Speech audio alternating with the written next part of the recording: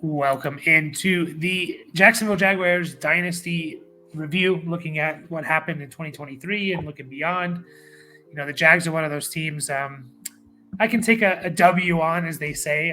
I felt like they were they were the team that was very overrated in terms of the fantasy and offensively. This team's going to be a top 5 offense or rival the Chiefs and blah, blah, blah.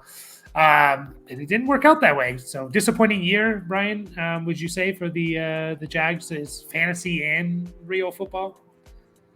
Yeah, I definitely would.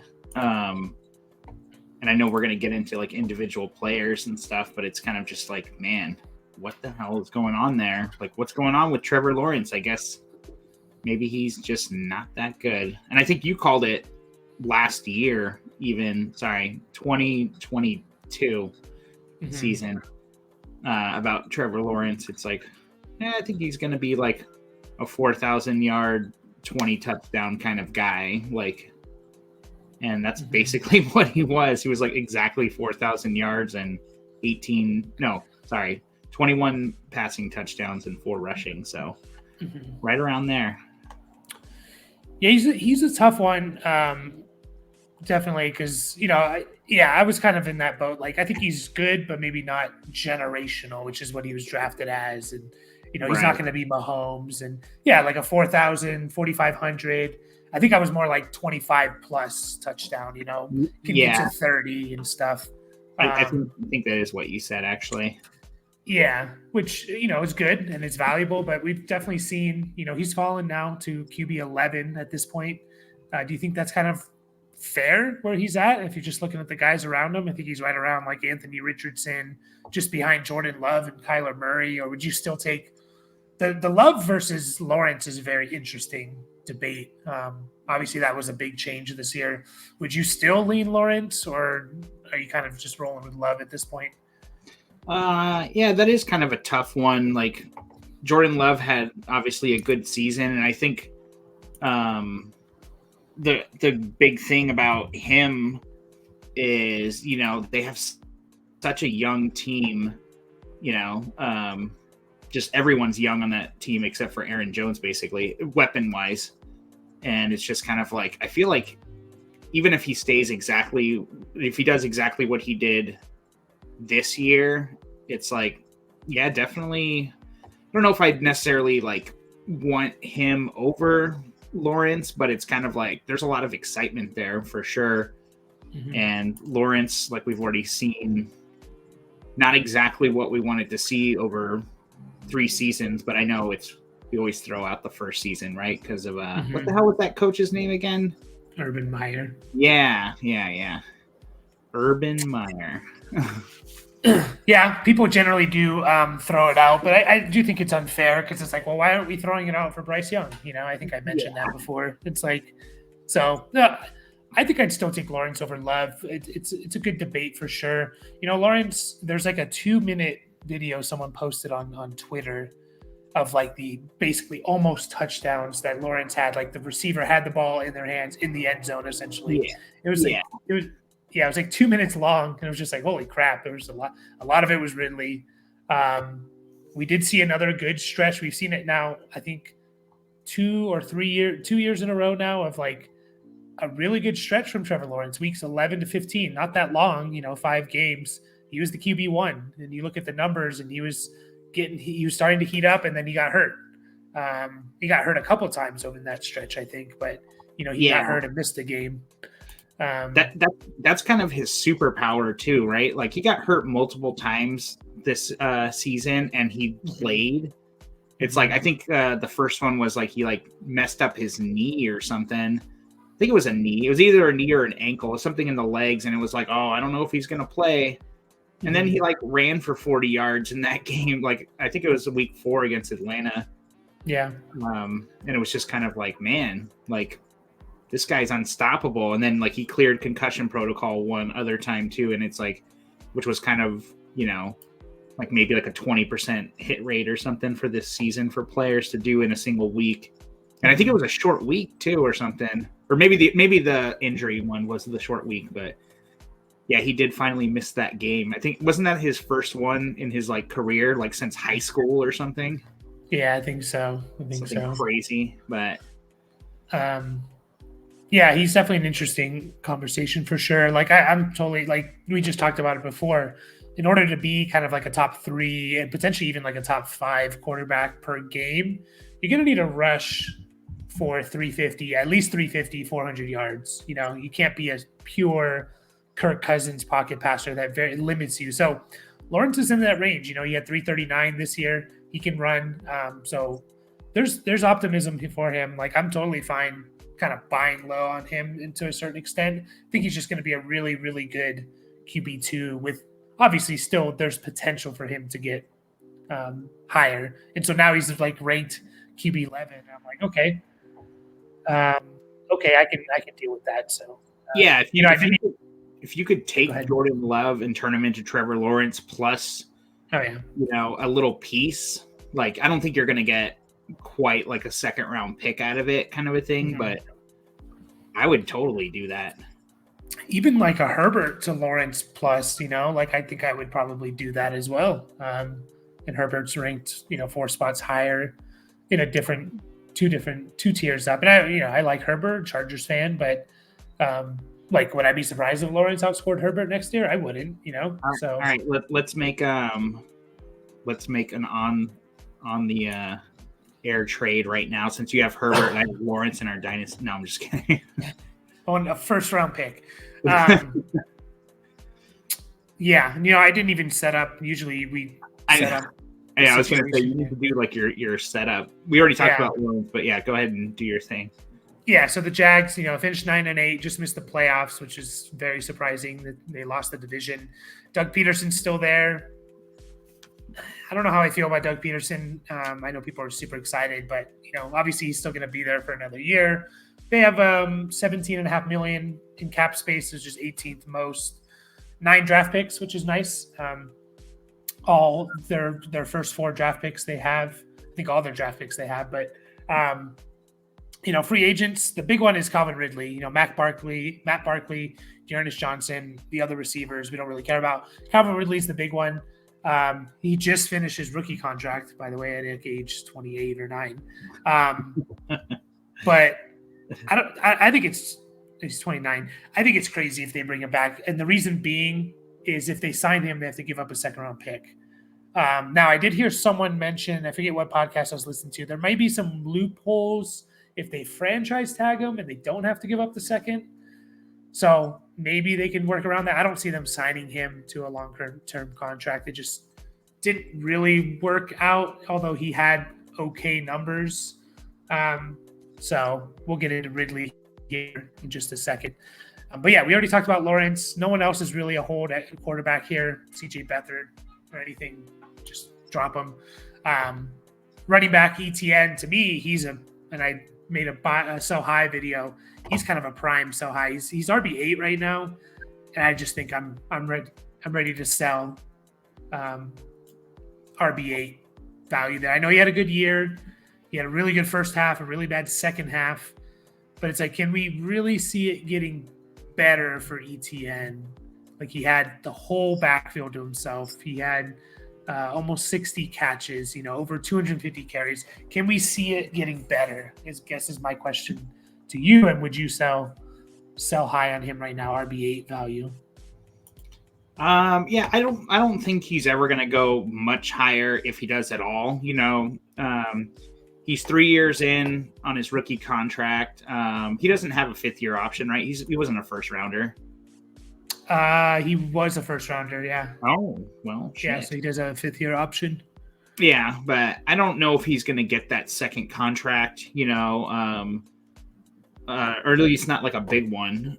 I don't know. Like it's kind of, you really have to make a judgment call there. Like I like the idea of selling him right now because, like I said, like I don't know if his value necessarily goes up. Mm-hmm. Like I'm looking on Keep Trade Cut, and it's like they're valuing him right around all these. I'd rather have all 5 of these receivers over ETN probably going forward. It's Flowers, Tank Dell, Addison, Rashee Rice, and Drake London. That's what they're saying to like where he's like on par with, you know, just because receivers last longer, obviously. So yeah, I don't mind that. Sell high. Yep. And again, you just look at the game. If you go to his game log on anywhere, you can see his snap percentage. In the first 8 weeks, he was dominating. It was over 80% every week except for 2, and those other 2 they're over 70%. And then they had their bye week, and from week 10 on, he did not get over 80% once, and he was over 70 twice. So they were. And I think that's the way they want to go with him. Now, he's still going to be good. He can still be efficient. He can still catch the ball. I wouldn't be surprised if he had a top 10 season next year. That's not what I'm saying. I'm just saying, I see RB8, and I really, once rookies start to come in, even though there's not a whole lot with, rookie running backs, there's going to be a couple that pop probably. I just see him. He's at his highest right now, and I'm ready to sell. So, it's funny because I'm looking at the guys above him and below him, and it's I think he is kind of perfectly slotted, though. It's I would rather have Kyron and Achan and obviously Taylor and everyone else above him, but the guys below him, I don't necessarily think I'd rather have those guys. I don't know. Maybe James Cook is the closest, but. I don't know. I would rather have him over Walker and Rashad White and Pacheco, honestly. So, I think perfectly slotted, honestly.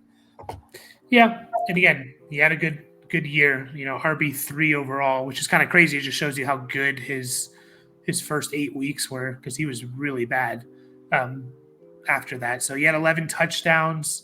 He was kind of touchdown dependent. Again, you look at the game log from week 10 on, and he had 4 rushing touchdowns, and he was really bad. So I'm, guys like that. I like to see guys be able to really put up numbers without touchdowns, like McCaffrey, which he's very unique, obviously, but McCaffrey being able to give you 20 points without touchdowns, essentially, that's extreme. But can you give me 12, 15 half PPR points without a touchdown? And I don't think he's one of those guys, I guess, is really what I'm getting at. So 72 points to touchdowns. I'm just seeing what percentage of his points in half PPR. Almost 30%. So it's not terrible, but it's, he's definitely an interesting one. And he's obviously very involved in the passing game. And I know we're gonna get into Ridley here in a few minutes, and it's I don't know. I guess we'll have to kind of speculate a little bit on what their situation is. I don't mind having him on my team, especially if you're contending, but you might as well get out of it. Like we were saying, sell high on him. Finishing RB3, very involved in the passing game. Try and get a first and a second for him or something like that. Which you might be able to do. Yeah, I think so. I honestly, I don't even think that's an unfair price, especially to a contender, a late first and a late second.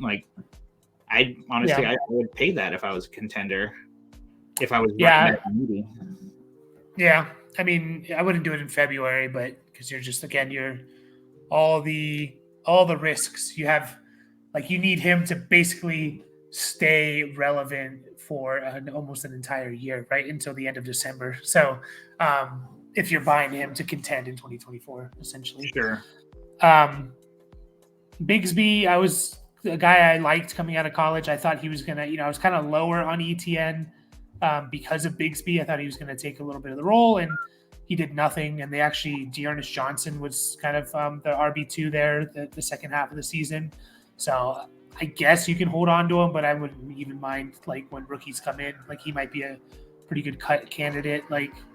If he's going to be the RB2, then he's definitely a hold. So, but it sucks to see they tried to make it happen and he just did not look good. So, into the wide receivers. Or do you want to say something on Bigsby? No, just, Bigsby still does have the decent, he was a day 2 guy kind of at the end of the third round. So not necessarily they have to keep him kind of a thing. We thought we were going to see some goal line work from him, and we didn't see him produce anything with it. Obviously very low snap percentage. Most games under 20%, 2 games over 20%. No, 3 games. And one of them 21 and the other 2 are 27% of the snaps. So I think it's it's okay to cut bait. I don't think you're going to get much for him unless somebody is really excited. So yeah, we can go to the wide receivers. Yep. So Ridley's, a big one to talk about. He finishes as wide receiver 17 on the year. That's with not missing a game. He was very kind of boom bust. He had 1, 2, 3 games over 20 points, another 2 like at 19 and a half or more. So 5 of those games, a lot of his points came in those 5 games. And one of those was week 18. I think I was out on Ridley kind of all year long, all off season. Like, he's going in round 3. I'm out. And then I did take him in our main league. I kind of bought in a little bit. It was like between him and Amari Cooper, which obviously Cooper would have been the better choice, but I don't think it was like an egregious choice. And I think it was just one of those things. Like, I think we kind of disrespected football a little bit. It's like this guy missed almost 2 years from when he last played to when he played in 2023. It was like 20 months or 21 months. And, I think it kind of showed, although he did come out with 6 catches for 106, I believe, 8 for 101 to start the year and a touchdown. But I don't know, like what's the feeling about Ridley? I'm going to check keep trade cut right now. Is he just going to be like, he's listed as wide receiver 41, so not even like in the top 36. Do you think he's still very possibly, a top 30, 25, 24 wide receiver next year? Yeah, I think so. I think he could definitely finish that way, obviously, because he just did. He definitely was like the most targeted guy, but it's kind of hard when Kirk missed 6 games, who we'll talk about in a second. But it's kind of like, I think it took a little while for him to really mesh well properly with Lawrence. I don't know. Like, I mean, obviously, like you said, like the first week was awesome. Then he had, basically 3 dud games in a row. Like, he's averaging, or, he's getting 40 yards or less. And that was kind of like that. Like, if you look at his game logs, it was kind of that way. It was basically 40 yards of less, or 90 or more kind of a thing. Like, he didn't really live in between those numbers very much. So definitely a volatile player in terms of fantasy, but I don't think he's on the Jags next year. So, no. I mean, you kind of have to, if you really believe in him, now's the time to get him. Like, I don't think he's going to go, well, I mean, when I say he's not going to go lower, that's what I was about to say. It's like, well, that's not true, because he definitely can. But yeah, like it's kind of crazy. Like, he's, they're saying, on keep trade cut, it's like, oh, Keenan Allen, Cole Kmet, Alvin Kamara, Michael Mayer. Those are all guys that are like even value, basically. It's like, I'd rather have all those guys than Ridley, I don't know about Mayer. I probably wouldn't want Mayer. Or yeah, I know. He would be the one that I'd be like, say, like, he doesn't necessarily fit there, but tight end with a lot of potential, I guess, so that's definitely like a future play if you are so inclined. I don't know. I think he's kind of like a buy. Like, I think I would, if you're contending and you have let's say you want to contend next year and you have the 207 in this year's draft, like, you wouldn't throw that at Ridley, or you would just take the 207? Because again, you look at it like, all right, 76 catches, 1,000 yards, 8 touchdowns. He finishes wide receiver 17. He averaged 11.3 points in half PPR. So, like, good, not amazing. Is it because we just overrated him that he's a disappointment? And it's like, well, he has a year under his belt coming off from missing almost 2 years. He's going to be cheap-ish in the free agent market. So, like, a good team, like, what if he goes to the Chiefs, like, what if he goes to the Bills? Like, what if the Bills take a shot on him? Like, you're not telling me his value doesn't go up, or he doesn't have a better year next year? Sure. Yeah. I think that's totally within the realm of possibility. And if you can get him, which, they're basically saying that's more or less an even trade. to get him for a late or, somewhat mid, somewhat late second. I think that's totally fair value because I don't think he's completely toast. And yeah, you just kind of have to, if you're flexing a guy like Ridley, like that's great, but like you mentioned, he doesn't really have like that super high ceiling where he's at. But I mean, I don't know. Like, I think, wide receiver 17 it's nothing to sneeze at, kind of a thing. But I wouldn't be shocked if he's like wide receiver 15 next year, 14, 13, like, I'm not saying it's likely, but if he gets in the right situation, I don't think it's a terrible thing. So, sure. Yeah, could potentially buy low. Christian Kirk, they have a potential out with him. Don't think they'll do it, but Christian Kirk is another one where I might be kind of interested in buying a little low on him. I don't know where they have him. Wide receiver 31, 27 years old. He was playing well, and then he got hurt and missed all that time. So he was averaging 10.1 points per game. That probably includes the game. That's the game where he left after one catch. So you take that out, he's a little bit higher. Where do you have with Christian Kirk? You think he's just another solid like flex play that you don't mind having on your team? Do you want to sell him? Do you want to buy him for where he's valued? No, yeah, I think Kirk is the one to own. Like from this team, like I think he has good chemistry with Lawrence, and it is kind of a bummer that he missed so much time, but I think it's interesting too about his 85 targets, basically about right around 800 yards in 12 games, including that one game where it says he played 1% of the snaps. So that I'm assuming that's one snap. I don't know how it's like more than that. Yeah, and he had that. He played about 65, 70 snaps. Yeah. So, I think he's kind of the one. I think the much safer floor. Like he's definitely more like the thing about these two guys. It's the floor play versus kind of the ceiling play. He only got 3 touchdowns on the year, and I'd be kind of interested to know like where those were, like where he caught those. Were they long catches and runs, kind of a thing? Or like I don't think he's like he's not the red zone guy necessarily. Well, I don't know. No one's the red zone guy in Jacksonville if we're going off of last year because they were just so bad in the red zone. But yeah, I think he's kind of the one to own. He is valued higher than Ridley, and I could easily see Ridley jumping him in value if he did go somewhere like the Chiefs. But I think he's kind of right there. They're kind of hand in hand, but I think I'd rather have Kirk. Yeah, and I was kind of that way all offseason. I was like, why are we disrespecting Christian Kirk, and all this? I think he could be their best receiver. And it was kind of looking that way again, weeks 1 through 8. He was wide receiver 18. He averaged over 11 points per game, and then he got hurt shortly after that and kind of missed essentially the rest of the season.